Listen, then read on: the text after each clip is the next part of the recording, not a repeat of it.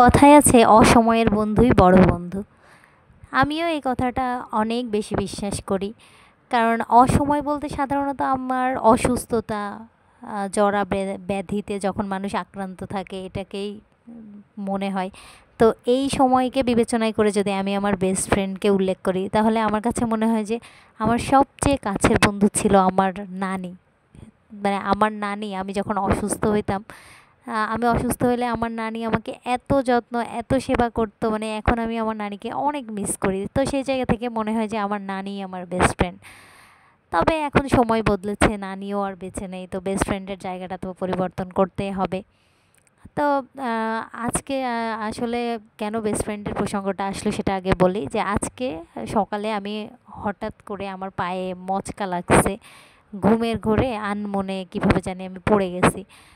তো এরপরে আমি আর এত অসহায় লাগতেছিল, কাকে যে ফোন দেবো কিছুই বুঝতে পারছিলাম না। এর মধ্যে আবার আমার বাসাওয়ালা আন্টি যিনি, তিনিও বাসায় নেই, কি করব। তো এর মধ্যে দেখি যে আম্মু ফোন দিয়েছে।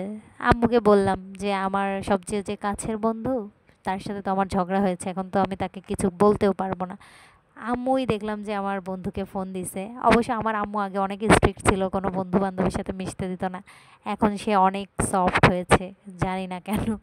তো সে আমার কাছের বন্ধুকে ফোন দিছে, দেওয়ার পরে আমার বন্ধু বলল যে ঢাকা মেডিকেলের ইমার্জেন্সিতে যাইতে। তো আজকে ভাবলাম যে ঠিক আছে, আমি যেহেতু যাচ্ছি আপনাদেরকেও দেখাই ইমার্জেন্সিতে গিয়ে আসলে কি করা লাগে। ইমার্জেন্সিতে আসলে ঢাকা মেডিকেলের 2টা গেট আছে, তো যেটাতে জরুরি বিভাগ লেখা ওটাতে আসলে ঢুকতে হয়। ঢোকার পরে আপনার এই যে টিকিট সংগ্রহ করতে হয়। আমি পৌঁছানোর অনেক পরে কিন্তু আমার বন্ধু আসছে, এই যে এখন সে টিকিট নিচ্ছে। টিকিট নেওয়ার পরে আপনার যে ধরনের সমস্যা সেটা অনুযায়ী আপনাকে একটা রুমে রেফার করে। রেফার করার পরে আপনার প্রয়োজন অনুযায়ী ইসিজি, এক্স-রে যা করার, এই যে আমাকে এক্স-রে করতে দিচ্ছে। তো এক্স-রে করার জন্য আমি ভাবছিলাম অনেকগুলো টাকা লাগবে, তবে দেখলাম যে না, মাত্র 200 টাকাই লাগছে। তো আমার ফ্রেন্ড আবার বেশ ভালো যত্ন করেই আমাকে নিয়ে আসলো। আসার পরে আমার সাথে ওয়েট করতেছিল।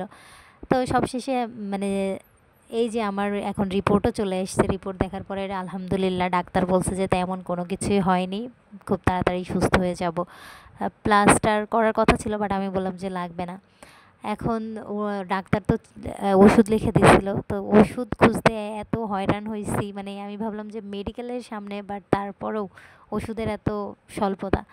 এরপরে অনেক দোকান ঘুরে আমার বন্ধু ওষুধ নিয়ে দিল। তারপর তো এখন আর কি বাসায় আসলাম।